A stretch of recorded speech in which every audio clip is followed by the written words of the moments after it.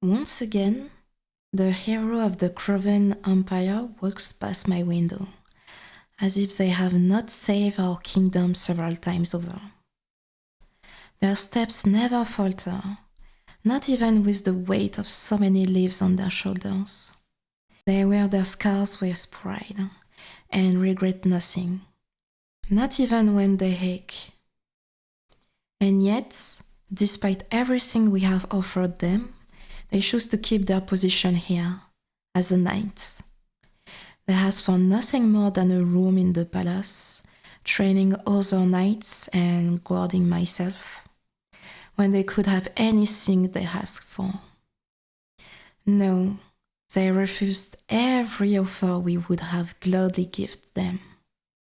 Instead, they have sworn to wait until I inherit my parents' position before taking up their position at the head of our army.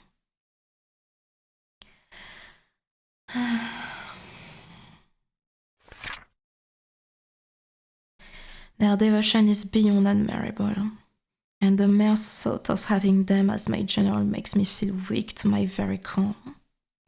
To have Zen at my side every day, within my arm's reach at all times, would be beyond a blessing. To be able to merely whisper and have them hear it. The thought makes the breath flee from my lungs. If I were to even breathe a word of my thoughts, they would hear it and know. Is it odd that I have a whisper of a longing that they would hear? Would it really be such an awful thing for them to be able to know how fondly they are held in my thoughts? Surely it could not be.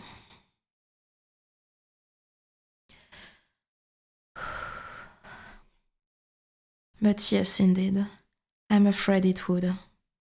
For even if I were to place my feelings out in the bright of delight for their eyes to see, they would only turn their gaze with a respectful reply that they cannot return them. Gods of old know that they are an island, unreachable in the distance, though their loveliness draws forth they want to grow closer. I cannot help but want to reach out and call for them, though perhaps it is because I have come to know them better than most. I know their heart to be worth more than gold, and their mind more than any amount of gems the deepest of minds could offer. Their smile alone could break and build civilization, and here it is, the sunlight of this kingdom. Alas, despite the flowers and poetry rained upon them, my beloved knight takes no one as their heart's home. They are not cold, but every offer of courtship is politely turned away. Every personality has been rejected evenly, not a single one offered more of a chance than the others. They are all turned away with a gentle but firm hand and a statement of how my knight's duty is to the Kroven Empire and those who rule it. Always kind, but so very distant. May the gods help whichever fool falls for you, my cherished knight, for that noble heart of yours belongs to this kingdom above all else and before all else.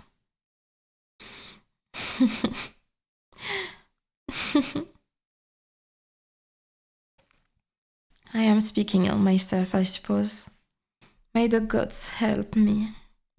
May they look down at me and my weak heart that beats against my chest like thunder for you. And may they take pity.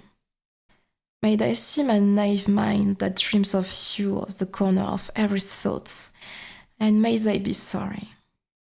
May they see how my very soul aches and longs for you in my every waking moment. And may they find sympathy in their hearts. If I may ask for one favor from them, I simply ask that they allow me to fall in love with another, someone whose heart does not already belong elsewhere.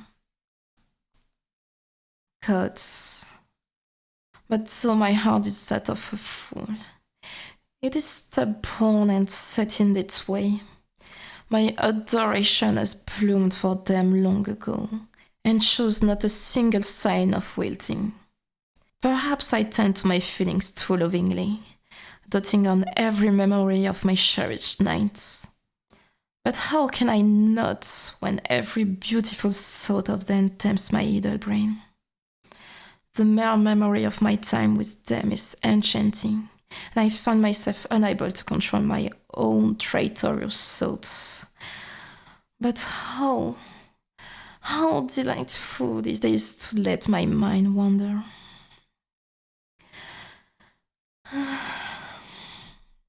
But who could I convince with such terribly false words?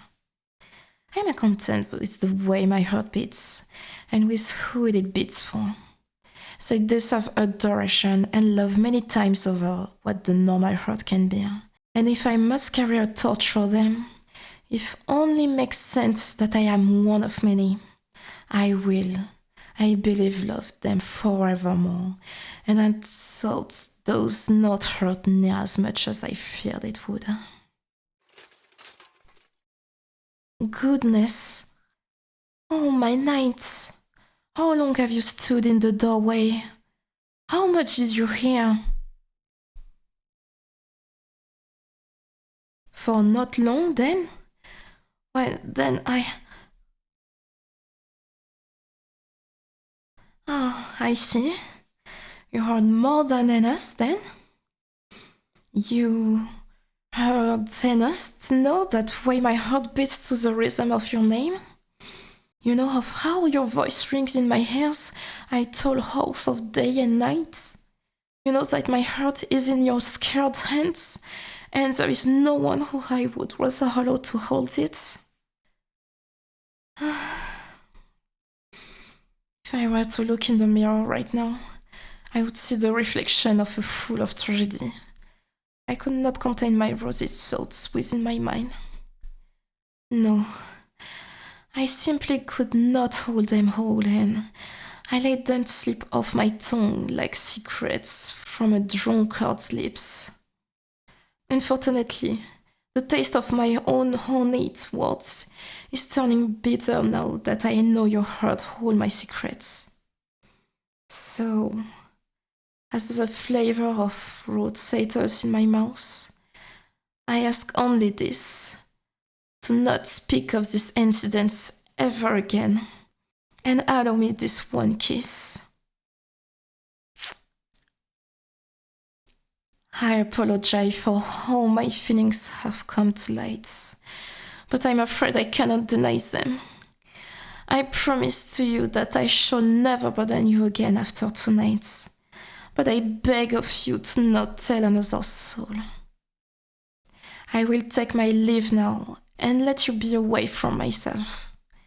I hope that you can forget this, or at the least, I plead that you forgive me. You are too dear this empire to lose. Please, I beg you, stay by my side, even if it is only for the people of this empire. Even if you cannot bear to look at me, please, do not leave me. I can understand not wanting to be in close proximity to me, and I will gladly stay as far from you as you wish, but I need you here to protect our people. You are their hero, and without you, everything would fall to hush.